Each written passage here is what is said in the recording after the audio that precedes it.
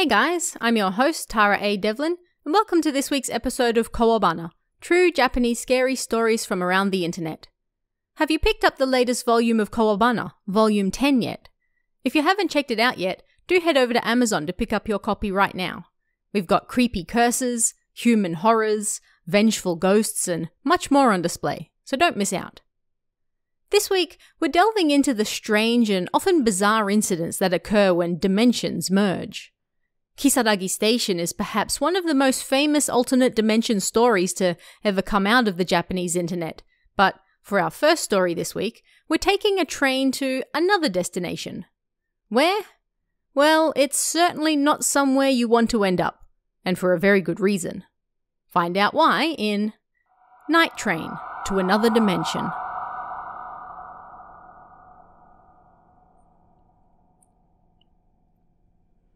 This is a strange and scary experience I had that I still can't forget. It must have been about a year and a half ago now, when I was still working as an office lady. Day after day, I was exhausted by all the desk work, and so I slept on the last train home until I reached the final stop. There were even some days where it was so busy that I couldn't sit, and so I slept standing. One day, I stayed behind late at work doing overtime, and then, as the train finally approached the final stop, there were only a few people left on board. I sat at the very end of the row and leaned against the railing as I drifted into a shallow sleep. When I suddenly woke up, the train was still going. I always woke up just before reaching the final station, but I stared at myself in the window across from me, thinking that we would be there soon. And then I woke up. Seemed I had still been sleeping, but the train was still going. That's odd, I thought, and then pulled out my phone to check the time. It was 2:01 a.m. There was no way. I started to wake up more and more while, at the same time, my body went cold. Why? I checked my phone again, and it was definitely 2 o'clock. I stood up from my seat and looked around, but there was nobody else there. The train continued running at the same speed. I decided that I should try calling my parents. I still lived at home at the time. But when I tried, I just got a message telling me that the call couldn't connect. I looked at my phone again and it was out of range. It wasn't like I was on the subway, so why? Then I suddenly realized something. I should just go to the front of the train where the conductor was.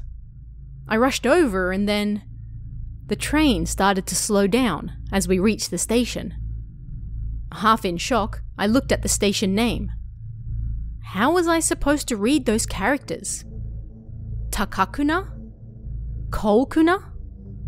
It looked like a tiny countryside station and I couldn't sense anyone on the platform. It was pitch black outside, but the station looked to be surrounded by rice fields and mountains. Where on earth was this place? And where on earth was I? The door made a sound and then opened. Should I get off? But I didn't know where I was. What should I do?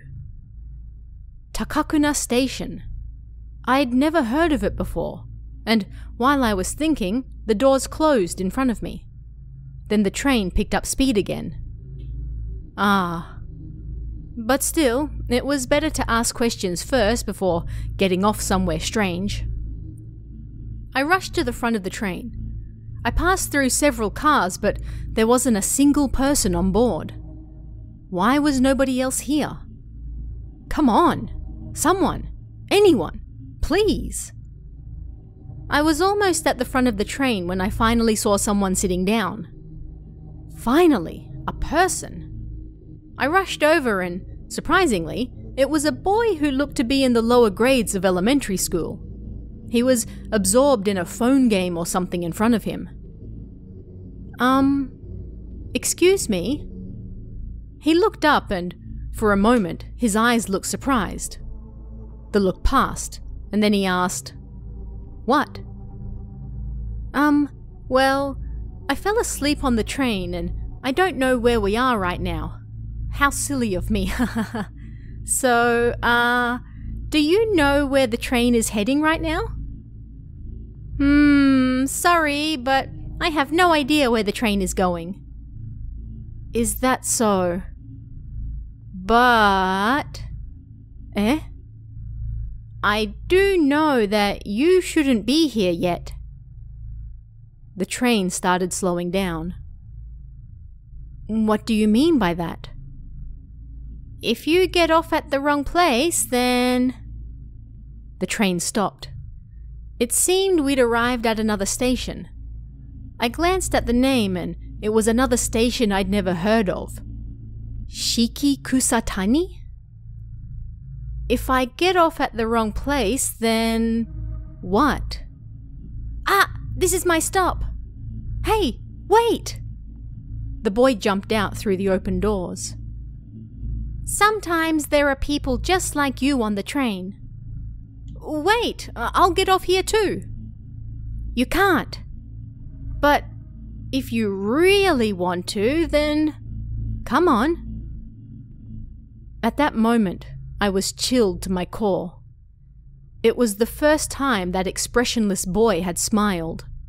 This big smile that filled his face seemed to grin maliciously at me. I stood on the spot frozen, unable to say anything. Then the doors made a sound and closed. The boy stood on the other side, grinning at me as the train slowly pulled away. Then he was gone. By this point, I started to have a vague inkling of what was going on, but I desperately tried to deny the reality of it. Had I died? I was on a train going to an unknown destination. What the boy told me had been laden with meaning. Was this the afterlife? Did I die and not realize it? Was it an accident? Illness? Or... No, I couldn't think like that. I had to do something. I was still alive. At that very same moment, I heard ringing inside the train. I quickly checked my phone. It said, Dad. Dad! The phone had earlier been out of range, but now it had 2 bars on it. I quickly answered. Hey, where on earth are you? Are you still at work? I've been worried out of my mind. We haven't been able to contact you. Dad! I burst into tears, relieved to hear his voice. Hey, what on earth is going on? Dad... I explained everything that had happened up until that point through my tears. The train started slowing down again. We were close to another station. I see. But I've never heard of a train running this late. At any rate, get off at the next station. But I don't know where I am. Your phone has a GPS function, doesn't it? We'll use that to check where you are and I'll come and get you. The train arrived at the station at that exact same moment. The doors made some noise and then opened. All right, I'll get off here then. I stepped out of the train, and despite the fact it was summer, the air was cold and nobody else was around. The station sign was so rusty that I couldn't read the name, and despite the fact there were no more passengers on board, the train slowly took off again. Before long, it disappeared entirely. Dad? I got off the train. All right, well then hang up and I'll check where you are. Don't go anywhere, and if something happens, call me back right away. The phone call with my father ended with a cold, mechanical beep. Now all I had to do was wait for my father to contact me and then pick me up. Knowing that I'd be home soon and having heard my father's voice, I was somewhat relieved. Did I really think, even just for a moment, that I had died? I looked at my phone screen again and saw that there were only 2 lines of battery left, so I quickly closed it. I'd be in big trouble if my phone battery died. Then it really would all be over. I couldn't use it again until my father contacted me. I looked around the station once again. I couldn't see anyone else, and it appeared that it was an unmanned station. I tried reading the sign again, but it was too rusted to make anything out. It didn't appear that the previous or next stations were written on the sign either. Looking around, the only thing I could see were rice fields and mountains surrounding the station. There was nothing else. It was cold. What was taking my father so long? But if you think about it, there were railway tracks, so if worst came to worst, then I could follow them to a large station, or at the very least, arrive in a residential area, right? As I was thinking this, my phone rang. It was from Dad. I answered. Dad? Hey, are you okay?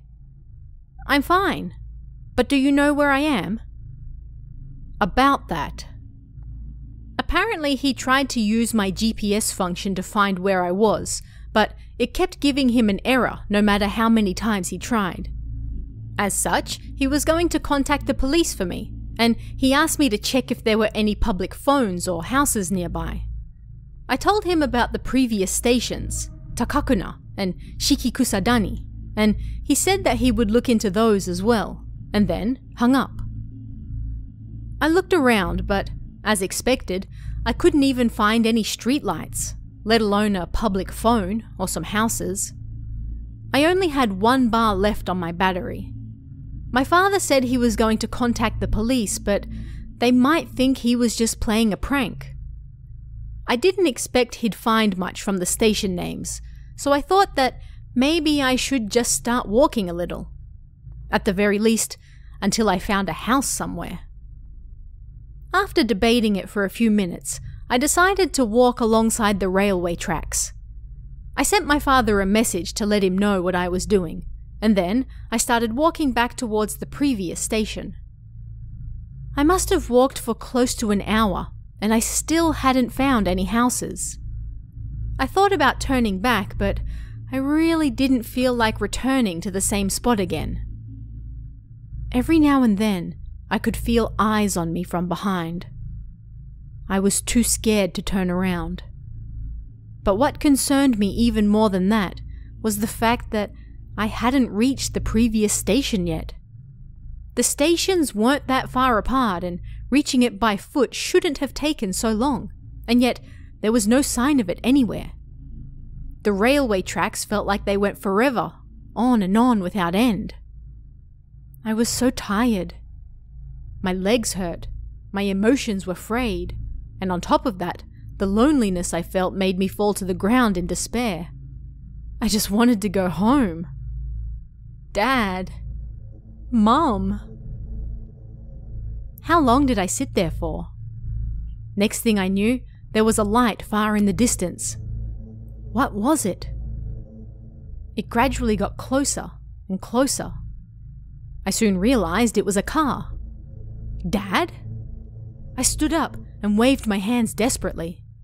I briefly considered that it might not be my father, but I honestly didn't care who it was.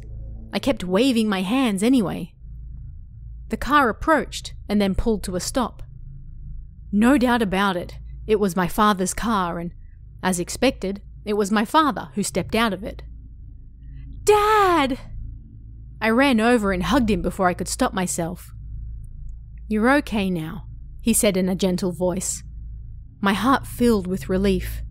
I could finally go home, back to our warm, warm house.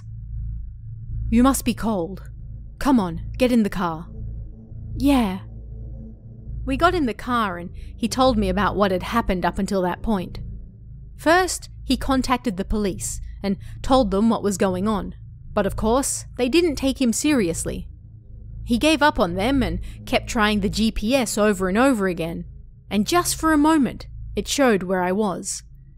He quickly jotted it down and checked a map, which was how he was able to find me.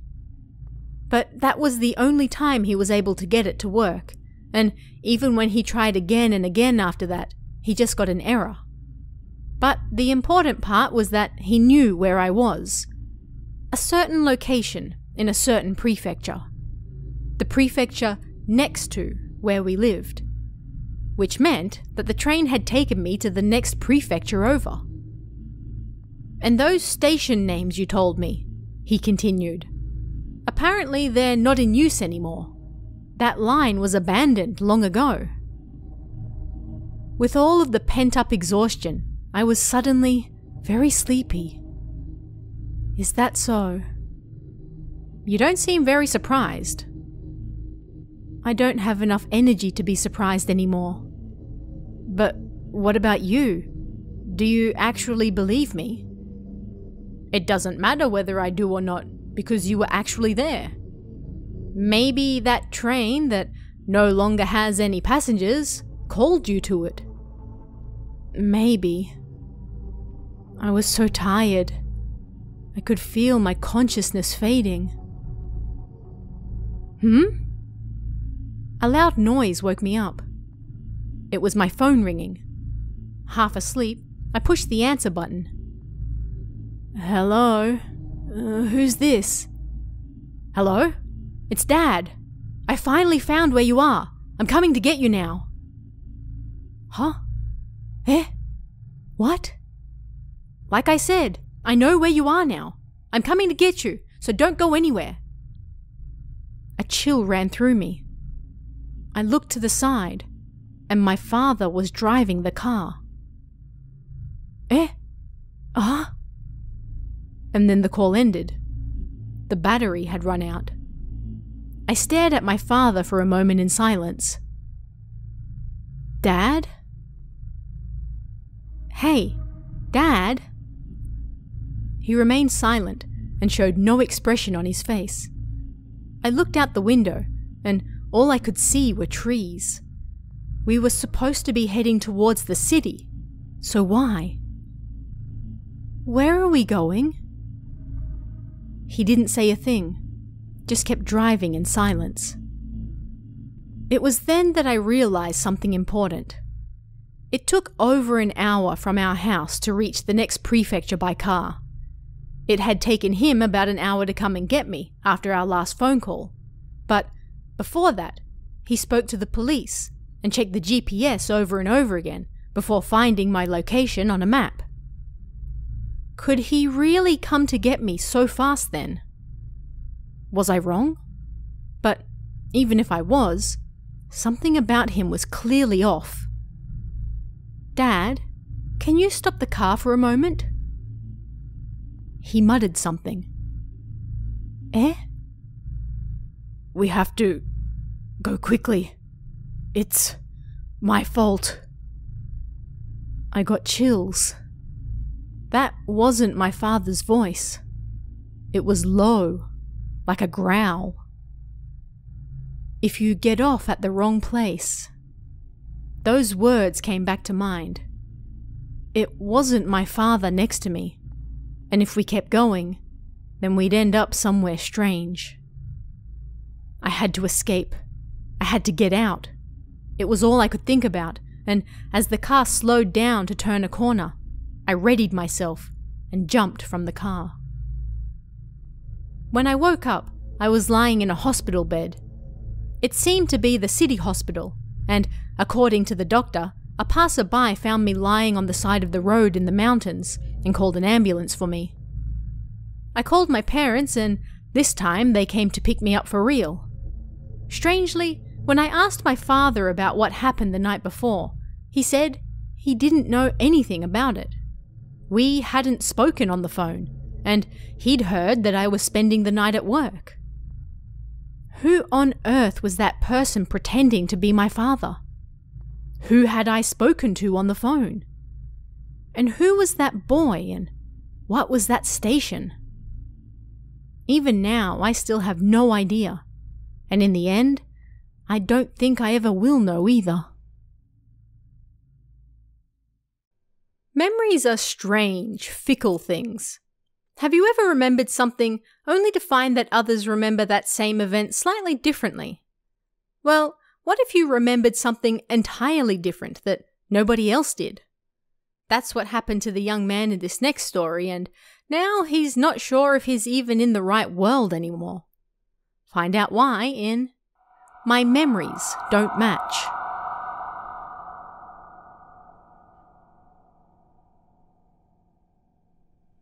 Maybe I'm wrong, I don't know, but this story just doesn't make any sense to me.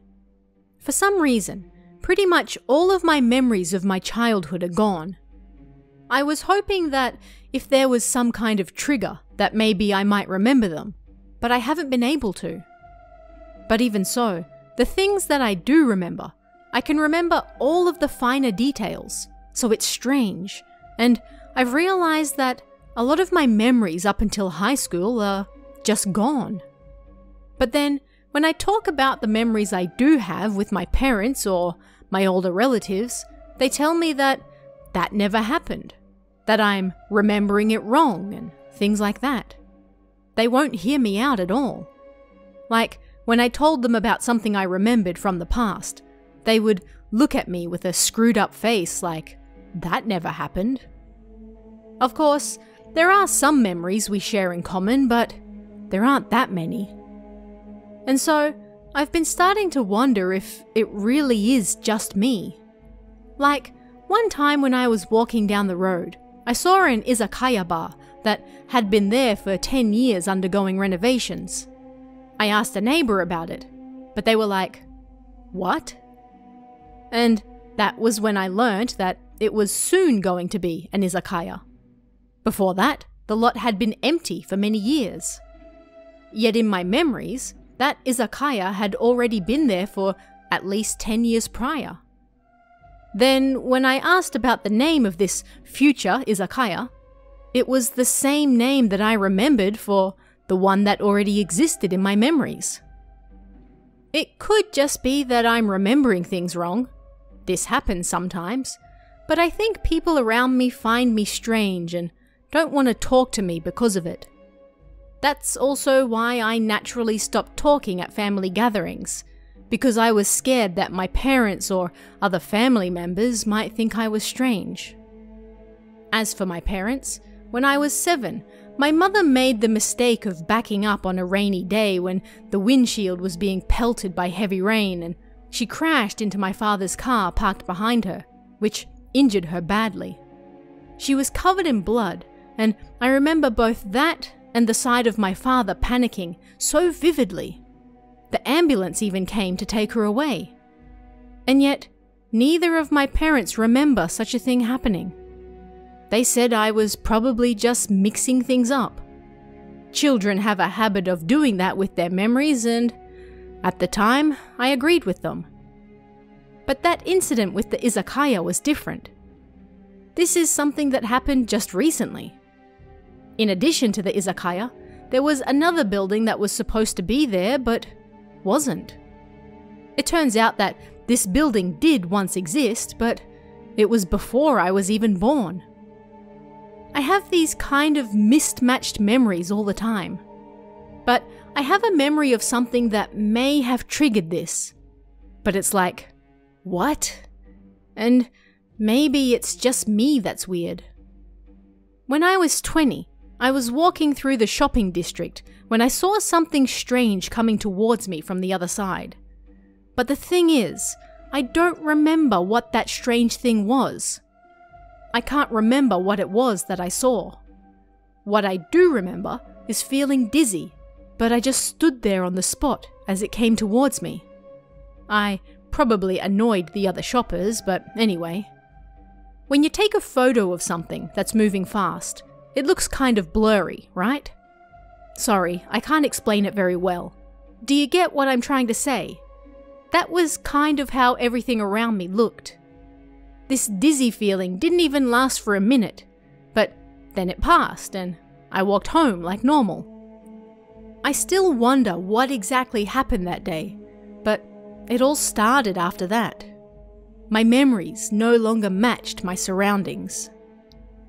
I've seen a lot of talk about space-time and parallel dimensions and that sort of thing lately, and at first I laughed about it, like there's no way that could be related to me. But it's kind of scary when I think about how my memories don't match. I'm afraid that the world I'm in now is different to the one I came from. I'm no longer close to my parents or relatives, and I can't talk to my childhood friends either because everything is different. So we're estranged as well. I went to my elementary and junior high reunions, but I saw people who shouldn't have been there, and others that should have been there were missing. So it was weird and confusing. There were people who said we were good friends, but I had no idea who they were, so there was no way. And so I stopped going to reunions after that. I don't know if this is related or not, but there's a famous Qigong master who performed massages and stuff, and a friend took me to see him to cure my stiff shoulders. Long ago, there used to be a TV show where they used the power of qi to move people or blow their qi away, right? Well, this master seemed to be able to do that, and he actually sent my friend flying. Everyone who was there laughed at how funny it was. So, when it was my turn, I was excited for when I might get tossed into the mattresses behind me. It was kind of like a demonstration with all of these people there watching us. But the master tried several times and nothing happened. And in the end, it was him that got blown back instead. Everyone there watched in shock like, what just happened? I had no idea what was going on, but the master said that these things happen sometimes. But when I stepped towards him, he backed away from me. As I was leaving, he said that my qi seemed different to that of other people. How was it different? I asked him angrily. But he just looked at my friend next to him with a troubled look on his face, so I didn't push it any further. Maybe he couldn't explain it, but either way, it still upset me. At some point, I lost contact with that friend as well. We had been friends since junior high, but many of our memories didn't match, so he probably found that weird. Sometimes it was like we were forcing ourselves to talk to each other. I'm sorry to anyone who likes talking about parallel worlds and such, but it's not a funny or enjoyable story to me. Even supposing that I could go back to that other world, more than 10 years have passed since then, so I wouldn't fit in there either. I'm doing my best to stay positive and look to the future, but honestly, I'm scared of meeting other people. When some kids head out to collect empty cans for a school fundraising event, they decide to show their hideout in the forest to the new kid at the same time. But when they get there, they don't find the hideout. They find something else entirely. Something that is about to change their lives forever. Find out why in Sayama Alternate Dimension Incident.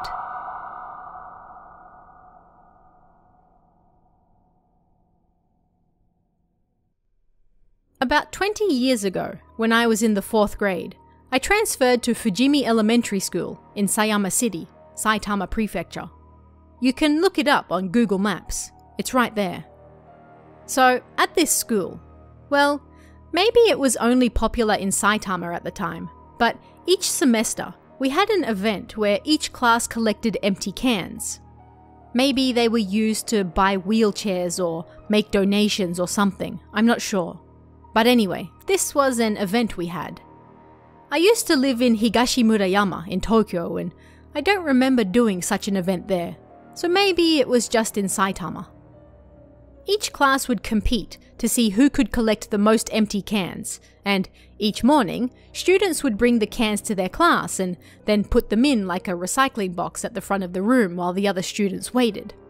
It was pretty exciting, and everyone would be like, "We only need 3 more cans to reach the top." The event went for about a week, but naturally, after the first 3 days, most kids ran out of empty cans from home. After that, it might be like a single beer can that a parent drank or something. As such, that meant that we wouldn't be able to maintain such a massive lead over the other classes. And so, 3 friends and I decided that we'd go looking through some nearby forests and parks to see what cans we could find there. We met up after school at a friend's house, and then we set out on our trip to find cans. But it was harder to find empty cans than we thought it would be. We told our classmates that we'd bring a whole bunch of cans the following day, and at first we were just playing around, but then we started to take the search more seriously. We looked all over before we arrived at a certain spot. You can find it on Google Maps, close to the Sayama City Junior High School. It was a forest that I still remember clearly. That was definitely it. I also remember why we ended up there. I had just transferred to the school, so my friends wanted to show me their secret base while we were out looking for cans. There was an abandoned school building in the forest, and lots of kids used it as their secret hideout. Anyway, we went in, but there was no such building. Was it demolished? Why isn't it here? I remember them saying something like that. As a side note, looking at the map again just now, I see the junior high next to the forest, so now I'm starting to wonder if it ever really was there to begin with. The forest was quite dark and eerie when we went in. The abandoned school was supposed to be somewhere in the middle, but because there was nothing there, we continued our search for cans to the right side of the forest. If you look at the map, you can see a path that leads to the north now, but there was no such path at the time. I still can't find any, someone said after we'd been walking through the forest for a few minutes. Well, it's not like people would throw cans away this far into the forest, said someone else. Then, as I was walking forward, I was suddenly assaulted by a strange feeling. It was similar to the sensation of turning on the TV in my room. It wasn't sound, but rather silence that accompanied radio waves or electricity or something. Like something was interfering with the place.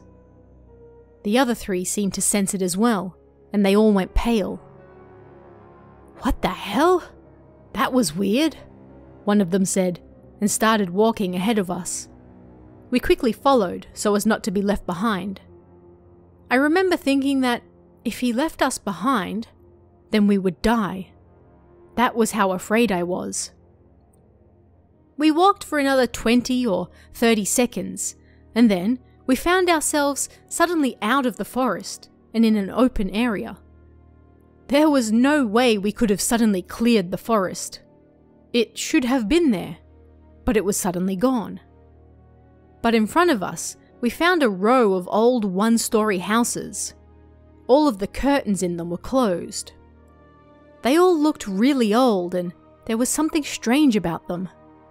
I couldn't sense anyone there, and yet it felt like we were being watched by a large crowd of people.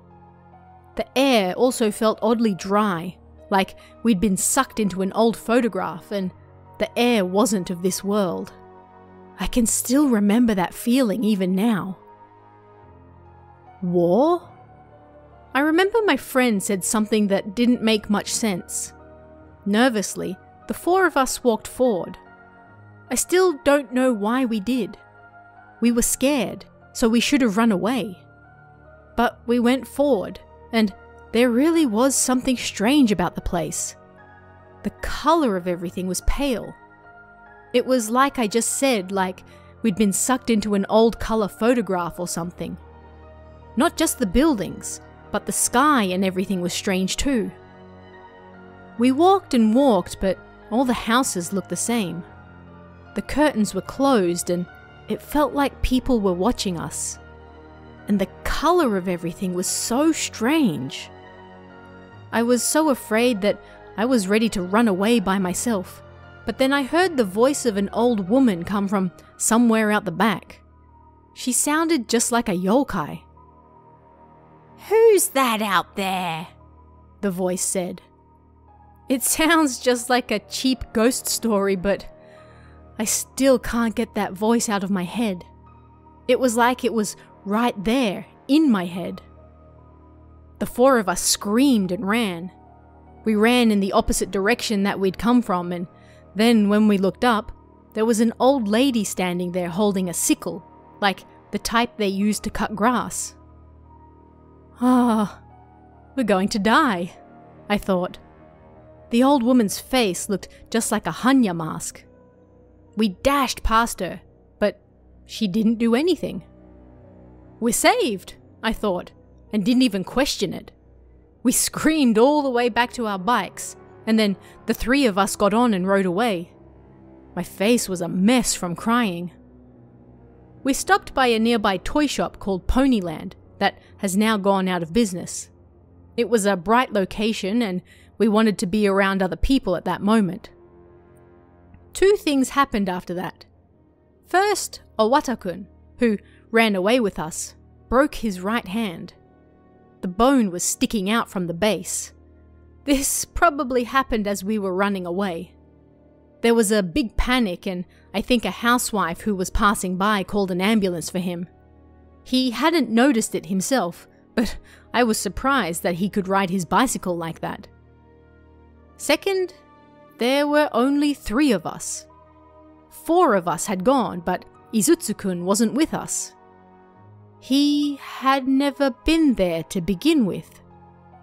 I don't really remember it well, but I think I had a friend who went by that name and the other 2 thought so as well. But he didn't exist. He wasn't in our graduation album, and when we went to his house, there was a different name on the nameplate. I still have no idea what happened, and we went back numerous times after that, but it was creepy, so we could only go near the forest and not actually in it. Did Izutsu-kun really never exist? But I remember that he had a mini 4-wheel drive burning sun that was really popular at the time, and it was quite fast. My parents always look at me like I'm a weirdo whenever I bring this up, so I don't talk to them about it anymore. But like, was that another dimension or something? I wonder if he's still there, in that other dimension. Imagine you've just come home from school and your mother is cooking in the kitchen like always. Except she's not supposed to be home today. She should be at work. And why won't she turn around?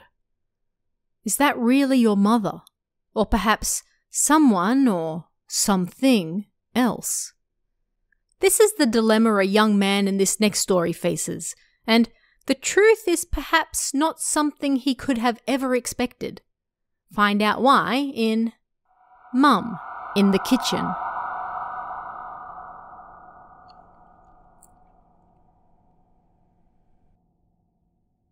This is a story about something like a doppelganger. One evening, my mum was cooking in the kitchen when I came home from high school.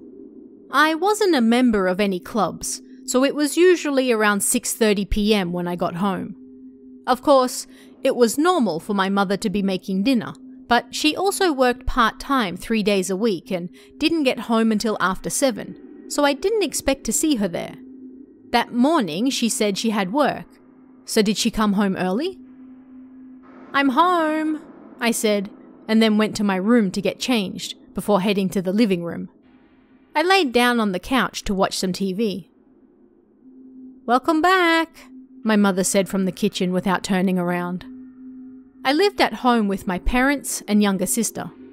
It was a small house, and my sister was a member of the tennis club at school, so she usually didn't get home until 8 p.m.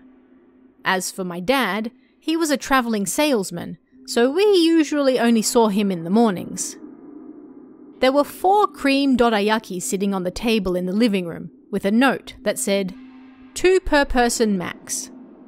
I was starving, so I ate 2 of them, and then put the pot on to make some tea. "The stew will be ready soon. Do you want to eat now?" my mother then asked. "No, I just had some dorayaki, so I'm okay," I said to my mother's back. She still hadn't turned around. Then I suddenly realized something. If my mother was home, then why were there snacks on the table?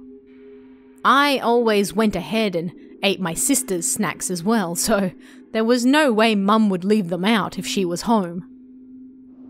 Everything was different to usual. It was strange. I looked at my mother's back. That permed hair that reached her shoulders, small back and blue pants she always wore were definitely her. But I still hadn't seen her face since I got home. Maybe she got fired. Or maybe she was in a bad mood. "Yeah, let's eat together when your sister gets home," she then said, as though reading my thoughts. "Yeah, sounds good," I replied. But what did she mean by that? I wanted to ask, but I closed my mouth and just looked at her back. She stared at the bubbling pot beneath her and showed no signs of moving.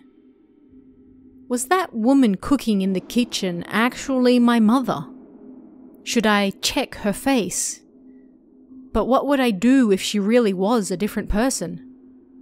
No, that would be preferable. What if she wasn't even a person at all? I stood up and rushed over to the front door. At the time, I was into running to build up my stamina and prepare for a marathon. I put my shoes on and left the house. I closed the gate, and when I turned around, the living room and the kitchen were both dark. I ran my usual route twice in about 30 minutes, and then I went home. As I got there, I found my mother trying to open the gate with some shopping bags in hand. She smiled when she noticed me. "Oh, you just getting home?" "Huh? What about the stew?" I asked. "Stew? We're not having stew today. That'll take too long. How about some stir-fried vegetables instead?" "Ah, sure. Sorry."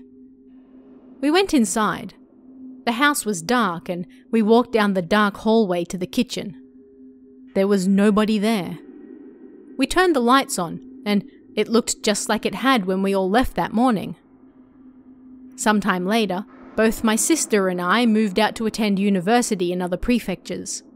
I work in Tokyo now, and my sister works at a large department store in another prefecture. Recently, our mother came to Tokyo on a trip and stayed with me for a few days. We went to Ginza on Saturday to eat, and then went back to my apartment. We drank a few beers that night, and I told her about what happened that strange day. Then she fell silent for a moment and looked at the ground. "Back then, I was often upset that your father rarely came home, right? Well, he actually had another woman on the side, and we were talking about getting divorced. That's why I was in such a rush to find a part-time job. But because it had been so long, it was hard to get used to at first. Things were so tough that I occasionally thought about ending it all." Then she continued, "And taking you with me. Of course, I couldn't actually do it, but that's how tough things were. It really was for the best that your father's girlfriend then dumped him. So what you saw that time might actually have been my ikiryo, my living spirit." Then she looked up and smiled.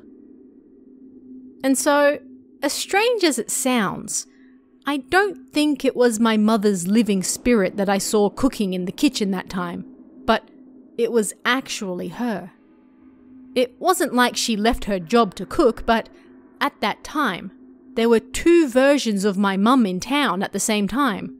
One who was cooking in the kitchen and one who was working her part-time job. If I hadn't eaten the dorayaki and instead had the stew, then that would have perhaps been the turning point for my world and where it would have branched into a parallel world." As a side note, apparently the person who my father was cheating with died in a car accident. My mother smiled and said that she dumped him, but in reality, she died. A huge thank you and shout out to this week's Kami tier members, Nocturne and Christina. It's thanks to your support, along with everyone else, that I'm able to keep doing this show, so thank you very much. Don't forget to pick up Kowabana Volume 10, available on Amazon right now. And check out our newly revamped merchandise store at kowabana.store. And if you'd like to chat about this week's stories, come and join us in the Kowabana Discord. You can find that link in the description or on kowabana.net. You can also check out our Patreon at patreon.com/Tara A. Devlin for exclusive bonus stories and extras, or our YouTube channel at youtube.com/Kowabana Japan for all sorts of Japanese horror you won't find anywhere else. Thanks guys, stay safe, and I'll see you again next time for even more Kowabana, true Japanese scary stories from around the internet. Want even more scary stories? Head over to kowabana.net for new translations every week. You can also join our Patreon for exclusive stories you won't find anywhere else. Head over to kowabana.net now.